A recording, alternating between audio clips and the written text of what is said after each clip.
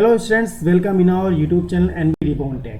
ठीक, today friends आज हम मोस्ट इंपॉर्टेंट चीज़ डिस्कस करने वाले हैं। जैसे कि मैंने आपको बोला था कि लास्ट वीडियो जो हमारी बन चुकी है, ठीक है, 500 प्लस क्वेश्चंस हैं हमारे पास जो डिस्कस चल रहे हैं, कंटिन्यू चल रहे हैं। ये पार्ट 3 है, उसका पार्ट 1 आपका बना हुआ है बायोलॉजी बेस्ड जो था, ठीक है, और पार्ट 2 है आपका बायोलॉजी बेस्ड है, मिक्स क्वेश्चंस हैं उसमें।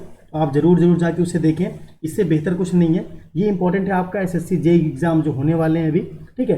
अदर जो स्टेट बोर्ड के एग्जाम्स होते हैं उनमें इससे बाहर कुछ नहीं आएगा। 500 क्वेश्चन जो आए हुए क्वेश्चन से बार बार रिपीट होते रहते हैं ये, ठीक है। वीडियो स्टार्ट करने से पहले मैं आपसे क्वेश्चन पूछना चाहता हूँ कि सुपर कंडक्टर क्या होता है। सुपर कंडक्टर क्या होता है आप लोग को देखना चाहता हूँ मैं, कितना पता है आप लोग को। मैं super conductor DUCTOR, super conductor क्या, अगर आपको पता है तो आप नीचे कमेंट बॉक्स में जाके कमेंट कीजिए, उसके बाद वीडियो कंटिन्यू करिए। नहीं पता है तो वीडियो को लास्ट तक देखते रहिए, ठीक है, इसका आंसर आपको मिल जाएगा। स्टार्ट करते हैं बेहतरीन सा सेशन अपना। आज का फर्स्ट क्वेश्चन आपके लिए, चलिए। जो डायनेमो होता है, देखिए क्वेश्चन बहुत बेहतरीन है।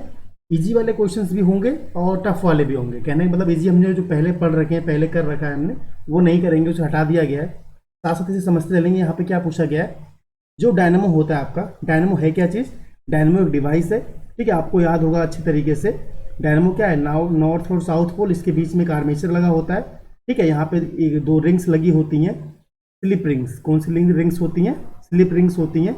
इस स्लिप रिंग्स के ऊपर क्या है, ब्रश लगे होते हैं। क्या लगे होते हैं, ब्रश, BRUSH, ब्रश लगे होते हैं, जो किसके बने होते हैं, कार्बन के बने होते हैं, ठीक। आपको यहाँ पे क्या एक्स्ट्रा नॉलेज भी देते चलूंगा साथ साथ, देखने में आपको मजा आ जाएगा बिल्कुल। और नॉलेज काफी की नॉलेज के साथ साथ क्वेश्चंस भी मिलते चलेंगे, ठीक। तो डायनेमो जो होता है आपका, जो करंट प्रोड्यूस कर रहा है, किससे करता है, कम्यूटेटर से करता है क्या, बिल्कुल नहीं करता, ठीक है। करंट कैसे होगा आपका, जब आप यहाँ पे फ्लेमिंग का राइट हैंड रूल फॉलो करते हो, तो राइट हैंड रूल लगाने के बाद क्या है, करंट इस आर्मेचर में फ्लो होता है, ना कि इन ब्रशेज में फ्लो होता है। कहाँ बनता है, कहाँ प्रोड्यूस कहाँ होता है, जो आपका करंट बनेगा, करंट कहाँ बनेगा, वो करंट प्रोड्यूस होगा इस आर्मेचर में। कहाँ बनेगा करंट, आर्मेचर में। तो ये बात समझ आपको, ब्रश कहाँ पे होता है, ब्रश किसका बना होता है, ये क्वेश्चन पूछा जाएगा। स्लिप रिंग होंगी या स्प्लिट रिंग्स होंगी, ये पूछा जाएगा। यहाँ पे स्लिप रिंग्स होती हैं। कैसी रिंग्स होती हैं, स्लिप रिंग। और स्प्लिट रिंग किस में होंगी, स्प्लिट रिंग आपकी होती है मोटर में, ठीक। बड़ा मजा आ गया इस क्वेश्चन करके। नेक्स्ट आगे बढ़ते हैं, चलिए। ये क्वेश्चन बताइए, जो रेडियो एक्टिव सब्सटेंस होता है, एमिट करता है अल्फा पार्टिकल्स, बीटा पार्टिकल्स और गामा पार्टिकल्स। तो आप देखिए, ये हमारे पास है एक न्यूक्लियस, ठीक, रेडियो एक्टिव है। अब यहाँ से क्या है, पार्टिकल्स निकल रहे हैं, ठीक। यहाँ अल्फा ये निकल रहा है, अल्फा, बीटा और गामा, तीनों के तीनों पार्टिकल्स। तो इसका आंसर क्या हो जाएगा, all the above.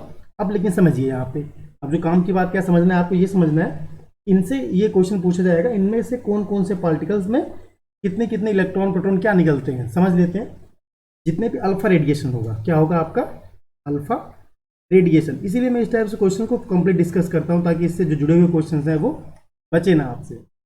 Alpha radiation हमेशा ध्यान दीजिए, क्या होता है, 2 प्रोटॉन होते हैं और 2 न्यूट्रॉन होंगे अल्फा रेडिएशन में, जितने भी होंगे। इसके बाद जो बीटा रेडिएशन की क्वेश्चन पूछा गया था आपसे, ठीक है, ये ध्यान रखिएगा। बीटा रेडिएशन जो होगा, इनमें हाई एनर्जी होगा, हाई एनर्जी इलेक्ट्रॉन्स होंगे। इसमें क्या होते हैं, हाई एनर्जी क्या होते हैं, इलेक्ट्रॉन्स होते हैं।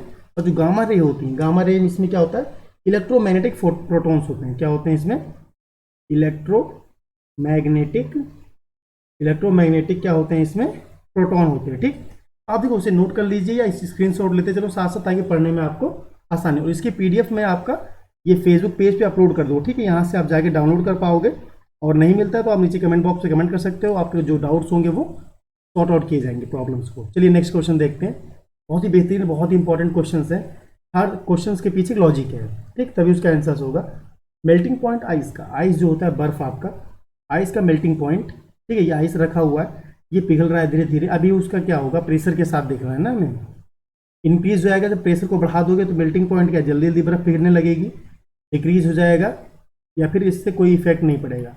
इन दोनों को हटा दो। यहाँ पे बिल्कुल प्रेशर के साथ कुछ ना कुछ इफेक्ट होता है, आप देखेंगे इंक्रीज होगा या फिर वो डिक्रीज होगा। देखिए फ्रेंड्स, एक बात समझिए अच्छे तरीके से, प्रेशर जब आप बढ़ा दोगे, प्रेशर बढ़ाओगे, जो मेल्टिंग पॉइंट है वो क्या हो जाता है, वो डिक्रीज, क्या हो जाता है, वो आपका डिक्रीज हो जाता है। चलिए ठीक है, आगे देखते हैं नेक्स्ट क्वेश्चन। नेक्स्ट क्वेश्चन है, sound travel fastest in, sound जो है फास्टेस्ट मतलब सबसे ज्यादा ट्रेवल किस में करती है, वैक्यूम में साउंड ट्रेवल करती भी है कि नहीं करती, बिल्कुल नहीं करता। साउंड को ट्रेवल करने के लिए साउंड को ट्रेवल करने के लिए एक मीडियम चाहिए होता है। Without medium sound can not be travel. जब तक कोई मीडियम नहीं होगा साउंड ट्रेवल नहीं करेगी वहाँ पे। तो वैक्यूम में तो क्या ट्रेवल ही नहीं करती, लाइट ट्रेवल करता है। लाइट लाइट वैक्यूम में ट्रेवल करती है, बिल्कुल। साउंड वैक्यूम में ट्रेवल नहीं करता। वाटर में, एयर में, स्टील। अब देखिए सबसे ज़्यादा जो साउंड ट्रेवल करता है फास्टेस्ट वो सॉलिड में होता है। इसके बाद जो होगा वो लिक्विड में होगा, ठीक। इसके बाद जो होगा वो गैस में होगा। ये बात को आपको सीक्वेंस को याद रखना है। चलिए तो हमारा आंसर क्या हो जाएगा, option number first. Next question देखते हैं अब। बेहतरीन क्वेश्चन है। If the top half of a convex lens, अगर आपके पास कॉन्वेक्स लेंस है, यहाँ पे दो केस बना देता हूँ मैं। दी क्वेश्चन को समझ लेते हैं ना, समझने के बाद पेपर आपको ऐसे नहीं करना है, कोई थ्योरेटिकल पेपर थोड़ी ना टिक लगाने, लेकिन लॉजिक देखिए। अपर हाफ, ये लोअर हाफ, कॉन्वेक्स लेंस बोला गया, मैंने कॉन्वेक्स लेंस बना दिया। इसे ब्लैक कर दिया गया पेपर से, चलो पेपर से ब्लैक कर दिया हमने इसे। अभी क्या होगा, bottom of the half the image will disappear. अभी जो इमेज बनने के लिए क्या, इमेज इससे कोई लेना देना है क्या। अगर मैं इससे इमेज बनाता हूँ, चलिए एक इमेज बना के आपको दिखाता हूँ पहले कॉन्वेक्स से। ये रहा, आपने नहीं पढ़ा तो लाइट चैप्टर में आपको डिस्कस करूँगा तो उसमें आप पढ़ पाओगे, ठीक है। बाकी आप पुरानी वीडियो देख सकते हो, उसमें काफ़ी क्वेश्चन डिस्कस हुए हैं। यहाँ से बनेगा और सेकंड अगर हम इस बीच ले जाएंगे तो यहाँ पे आगे मिल जाता है। ये कहने का मतलब क्या, अगर ये लोअर हाफ को डिस्क कर देंगे तो पोल से आ रहा है, पोल तो खुला हुआ है ना उसका, वहाँ से इमेज तो बन ही रहा है। लेकिन क्या होगा, देखो उससे वही चीज़ है। अब इसी इफेक्ट क्या पड़ेगा, इससे क्या होगा, आपका जो इंटेंसिटी है आपके, देखो जो यहाँ पे जो है क्या हो जाएगा, इससे जो इंटेंसिटी है वो आधी हो जाएगी। इंटेंसिटी क्या हो जाती है उसकी, आधी, हाफ हो जाएगी। उसके मैग्निफिकेशन पे कोई इफेक्ट नहीं पड़ता इन सब पे।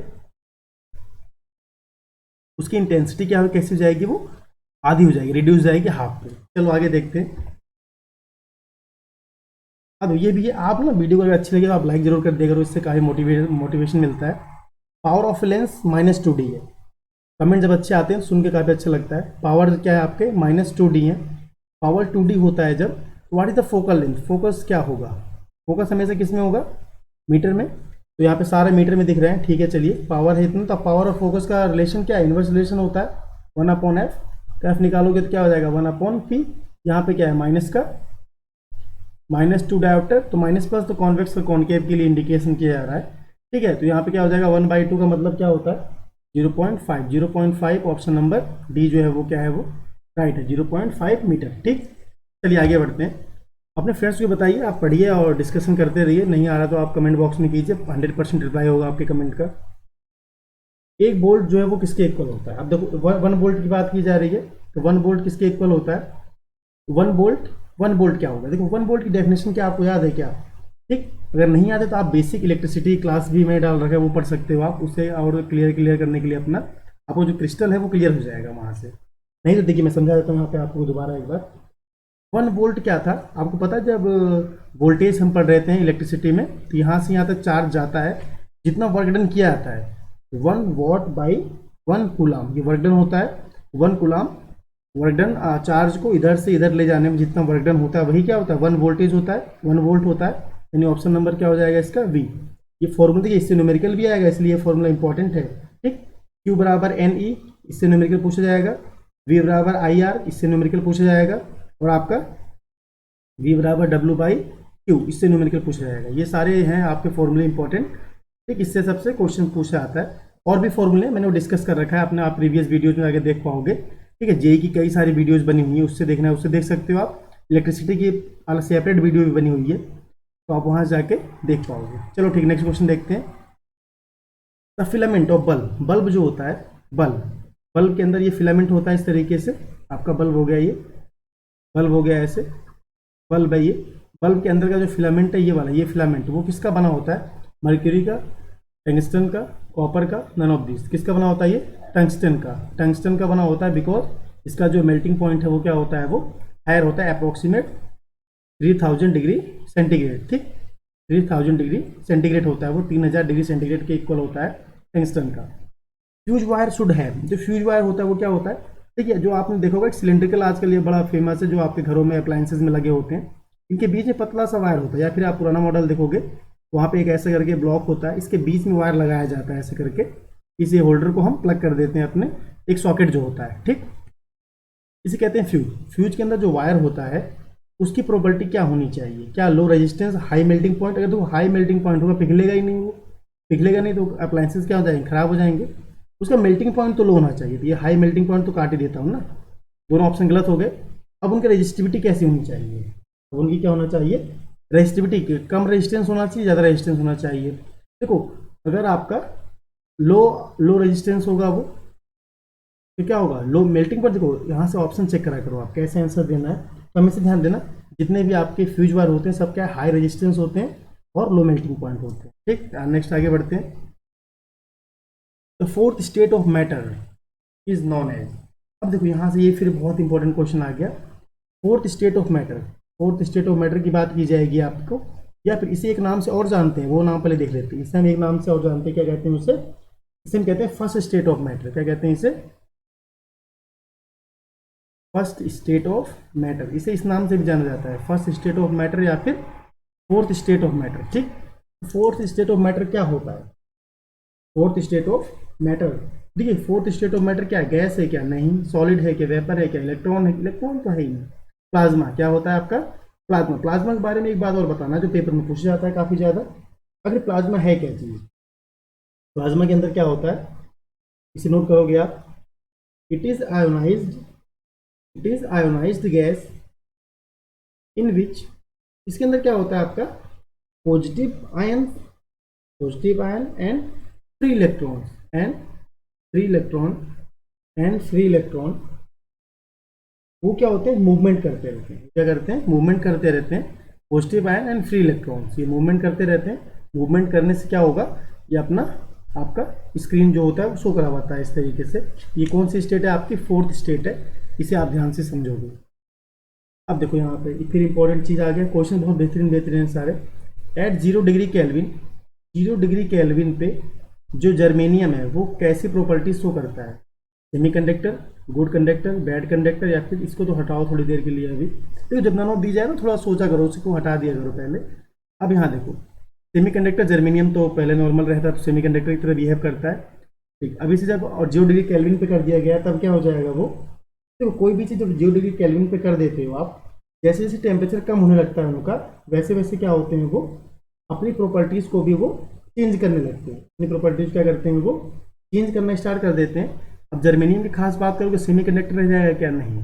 गुड कंडक्टर हो जाएगा तो वो भी नहीं, और क्या हो जाएगा ये बैड कंडक्टर, क्या हो जाएगा बैड कंडक्टर। ऐसा क्यों हुआ, जब क्या कर देते हैं हम, जब इसे हम कोल्ड कर देते हैं, क्या कर देते हैं, कोल्ड, COLD, कोल्ड कर देते हैं। जब कोल्ड कंडीशन पे वर्किंग करते हैं जर्मेनियम की, तो जैसे ही जर्मेनियम की वर्किंग करेंगे तो कोई इलेक्ट्रॉन फ्री नहीं होता, no electron is free to movement.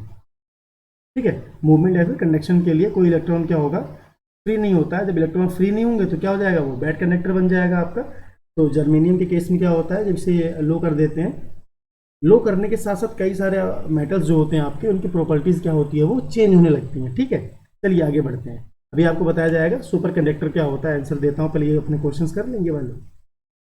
अब ट्रांसफार्मर जो है वो इस प्रिंसिपल पे काम करता है, सेल्फ इंडक्शन पे, म्यूचुअल पे, जनरेटर पे, इन्वर्टर पे। ठीक है, जनरेटर इसे तो काटे दो पहले, तो ऑप्शंस कम कर दिया करो आप जो फर्जी दिखते हैं।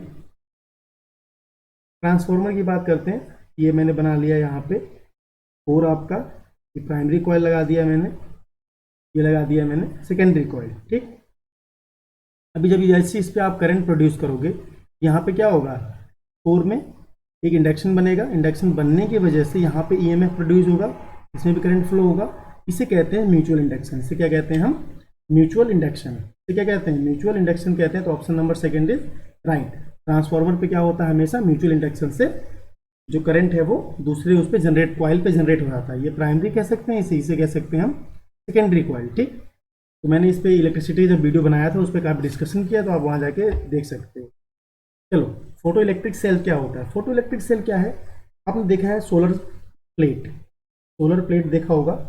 सोलर प्लेट पे बहुत सारे ऐसे सेल्स लगे होते हैं जिन्हें हम कहते हैं फोटो इलेक्ट्रिक सेल। क्या कहते हैं उन्हें, फोटो इलेक्ट्रिक सेल। ये करते क्या है, सन से भाई लाइट आई, ये तो बेसिक सी बात है। सन से लाइट आई, आने के बाद यहाँ पे एक बैटरी लगा देते हो घर में आप, इसका तार बैटरी में जाता है, तो ये क्या करता है, मैकेनिकल एनर्जी को इलेक्ट्रिकल में चेंज करता है, तो नहीं करता है।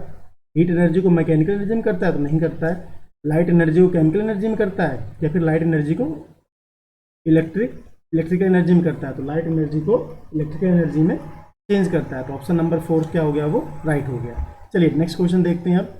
Angle of friction angle of repose, दो बातें आ गई फिर से आपको समझने वाली है यहाँ पे। एंगल ऑफ फ्रिक्शन और एंगल ऑफ रिपोज, मैंने कई सारे वीडियोज डाले हैं, आप पार्ट 1 पार्ट 2 जरूर देखिए, ठीक है। रिकमेंड करता हूँ मैं आपको देखने के लिए, क्या आपको कई सारा नॉलेज मिलेगा। एंगल ऑफ रिपोज और angle of friction. Angle of repose का मतलब क्या होता है, एंगल ऑफ रिपोज क्या होता है, एंगल ऑफ रिपोज होता है जो हॉरिजेंटल प्लेन से जितना जितना इंक्लाइंड प्लेन है, जो झुका हुआ प्लेन है, कितना डिग्री पे झुका हुआ है, वो क्या होता है आपका एंगल ऑफ रिपोज होता है। एंगल ऑफ रिपोज होता है। और यहाँ पे बनता है आपका, ये फ्रिक्शन कर रहा है, फ्रिक्शन करने के बाद इनके बीच का जो एंगल होता है आपका angle of friction. Angle of friction में कितना होता है, थीटा होता है, ठीक है। सीधे प्रूफ इसका है, प्रूफ हम बाद में करेंगे। क्या होता है, ये equal to each other, equal to each other. चलिए आगे देखते हैं। आप देखो बहुत इंपॉर्टेंट, मोस्ट इंपॉर्टेंट इसे हम बोलेंगे, इसे मैं मोस्ट इंपॉर्टेंट कहता हूँ। क्यों कह रहा हूँ, आप समझ जाओगे। Lambert's law is related to, कई बार पेपर में आता है, आप छोड़ के आते हो, गलत से लगा के आते हो, पता नहीं क्या। लैम्बर्ट्स लॉ जो है वो किससे जुड़ा हुआ है, रिफ्लेक्शन से, रिफ्रैक्शन से, इंटरफेरेंस या फिर लुमिनेशन से, ठीक है। देखते हैं क्या होता है इसका मतलब। तो लैम्बर्ट्स लॉ होता है क्या चीज़ है, और वो पता है कि जब कोई मोनोक्रोमेटिक लाइट, क्या होता है, मोनोक्रोमेटिक लाइट, जब भी कोई मोनोक्रोमेटिक लाइट, देखो मैं यहाँ पे एग्जांपल लेके साथ साथ चलता हूँ तो अच्छे समझ पाओगे आप। जब भी कोई मोनोक्रोमेटिक लाइट, ये मेरा कोई सॉल्यूशन है, ठीक, मेरा क्या क्या है, ये सॉल्यूशन है। मैंने एक लाइट लिया यहाँ पे मोनोक्रोमेटिक लाइट, इसको पास कर रहे हैं अपने सॉल्यूशन से, पास किससे कर रहे हैं, अपने सॉल्यूशन से पास करवा रहा हूँ मैं। When A monochromatic light pass through solution, जब भी कोई मोनोक्रोमेटिक लाइट सॉल्यूशन से पास करती है तो कुछ लाइट को क्या है, वो एब्जॉर्ब कर लेती है, कुछ लाइट को एब्जॉर्ब कर लेगी। यहाँ पे एब्जॉर्ब करने के बाद क्या है, एब्जॉर्ब करेंगे तो पहले जो इंटेंसिटी आ रहा था, उसका इंटेंसिटी था लाइट का, वो क्या हो जाएगा, डिक्रीज हो जाएगा। सी आर ई ऐसे डिक्रीज हो जाएगा, नहीं हो जाएगा। तो लाइट की इंटेंसिटी थी पहले से, अब क्या हो जाएगी, वो डिक्रीज हो जाएगी, क्योंकि यहाँ पे एब्जॉर्ब हो चुका है कुछ। इंटेंसिटी डिक्रीज जब होगी, क्या वहाँ पे रिफ्लेक्शन होगा, क्या बिल्कुल नहीं होगा। रिफ्लेक्शन होगा वो भी नहीं होगा, इंटरफेरेंस होगा नहीं, क्या होगा, लुमिनेशन। वो चमकेगा कि नहीं चमकेगा। यहाँ पे ये जो आपका सॉल्यूशन रखा हुआ है, अभी टॉर्च को आप सीधे सीधे देखो, अपने फिस्ट जो आपकी मुट्ठी है, कलाई है, उसमें बंद करोगे टॉर्च को, तो ऊपर से रेड रेड दिखाई देता है, लुमिनेशन तो है वो, ठीक है, चमकीलापन हो जाता है, वो लुमिनेशन हो जाता है। लैम्बर्ट्स लॉ क्या बताता है, लुमिनेशन के बारे में बताता है, ना कि रिफ्लेक्शन रिफ्रैक्शन के बारे में। और कमेंट करके आप बताओ आपको वीडियो कैसी लगती है, ठीक है, अच्छी लगती है, बुरी लगती है, या फिर कुछ चेंजेस करने हैं मुझे पढ़ाने के तरीके में, स्पीड में, जो भी है आप मुझे बताओ, तो उस टाइप से मैं थोड़ा चेंजेस करूँगा, ताकि नॉलेज को क्या है आगे तक पहुँचाया जा सके। चलिए जब तक बताओगे नहीं पता कैसे चलेगा। द लाइट रे use for elimination bacteria, bacteria को एलिमिनेट करने के लिए, मारने के लिए, खत्म करने के लिए कौन सी लाइट का यूज किया जाता है। आपको पता है बच्चों को आजकल यूवी टेक्नोलॉजी बहुत चल रही है, ठीक है, water purifier, UV technology, ultraviolet radiation. बाकी सारे ऑप्शन क्या है, रॉन्ग है। आगे चलते हैं। एक ट्रांसफार्मर क्या करता है, अब वही फिर से रिपीट क्वेश्चन आ गया है, मतलब उस जैसा ही क्वेश्चन है, रिपीट नहीं कह सकते, उसके जैसा क्वेश्चन है। ट्रांसफार्मर कन्वर्ट करता है डीसी को एसी में, ये बात तो गलत ही दिख रही है। इज यूज डिक्रीज और increase the AC voltage, convert AC voltage to DC, AC voltage को डीसी वोल्टेज में चेंज करता है वो, यहाँ भी गलत लग ही रहा है ये। Convert electrical energy to mechanical, electrical को मैकेनिकल में, तो फर्जी क्वेश्चन, ऑप्शन ही फर्जी बिल्कुल। ऑप्शन नंबर सेकंड क्या हो जाएगा इसका राइट। इसे हम यूज करते हैं इंक्रीज और डिक्रीज करने के लिए, क्या, एसी वोल्टेज के लिए, ठीक, एसी वोल्टेज के लिए, सिंबल एसी वोल्टेज का होता है, एसी वोल्टेज को कम और डिक्रीज और इंक्रीज करने के लिए। चलिए नेक्स्ट क्वेश्चन देखते हैं। इलेक्ट्रिसिटी, उसके बाद आ गया आपका, electricity is transmitted over long distance.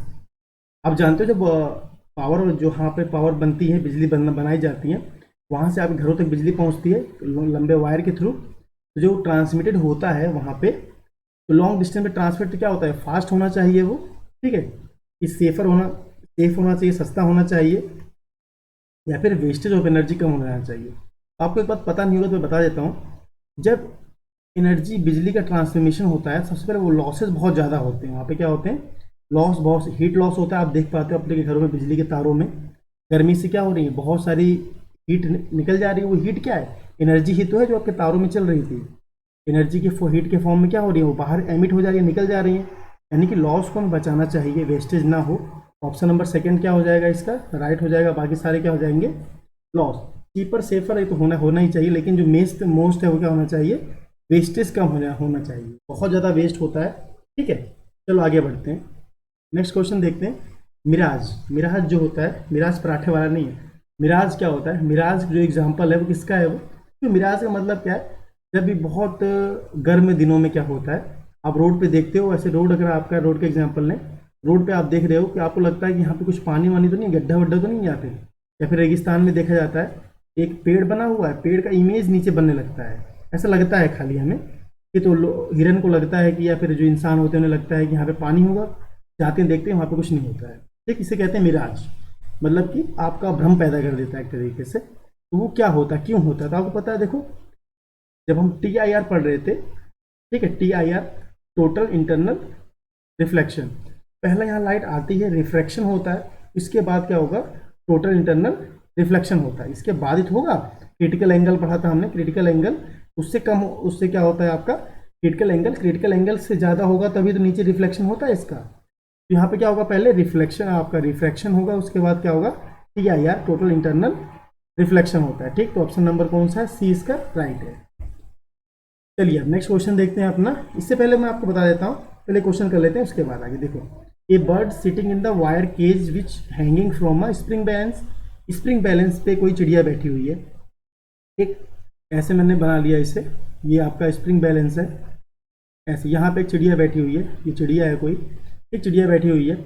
अभी spring, if the birds start flying inside the cage, ये केज ही है एक आपका, ऐसा केज करके है ये फ्लाई करना स्टार्ट कर देती है, पंखों को अपने फड़फड़ाने लगती है। रीडिंग जो होगा स्प्रिंग बैलेंस का क्या हो जाएगा, वो यहाँ पे नोटेशन चल रहा था जो, ठीक है, नोटेशन था वो क्या इंक्रीज हो जाएगा, डिक्रीज हो जाएगा, या फिर कोई नहीं होगा।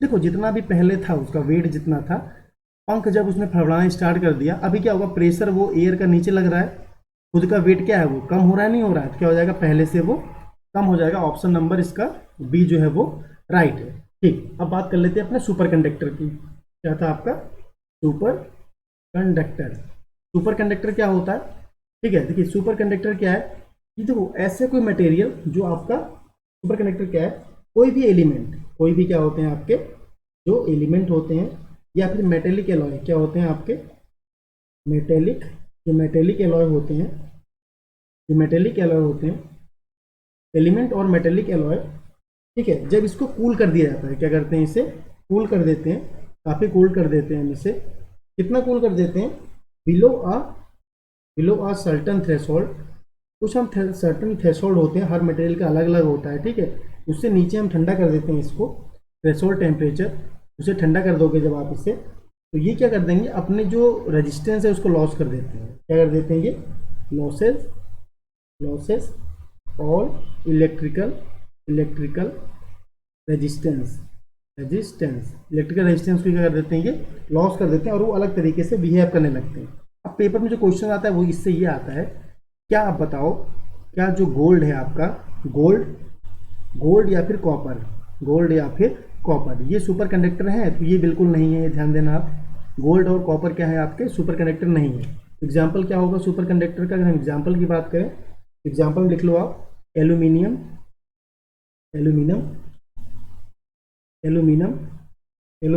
और नायोबियम, ये सारे एग्जाम्पल कैसे हैं, ये दोनों एग्जाम्पल आपके हैं, और भी हैं, ठीक है, ETC और भी एग्जाम्पल्स हैं। ये जो मोस्ट इंपॉर्टेंट एल्यूमिनियम पूछा गया था आपका, ये सुपर कंडक्टर की तरह बिहेव करता है कि नहीं करता है, बिल्कुल करता है एल्यूमिनियम आपका, और सेकंड गोल्ड ये पूछा गया था एक बार आपका ये पूछा गया, इसलिए मैंने स्टार्टिंग में वीडियो में क्वेश्चन पूछा था आपसे। आपको जो सजेशन देना है वो कमेंट बॉक्स में प्लीज आपको सजेस्ट कीजिए, और thanks for the watching and we rebound take, thank you.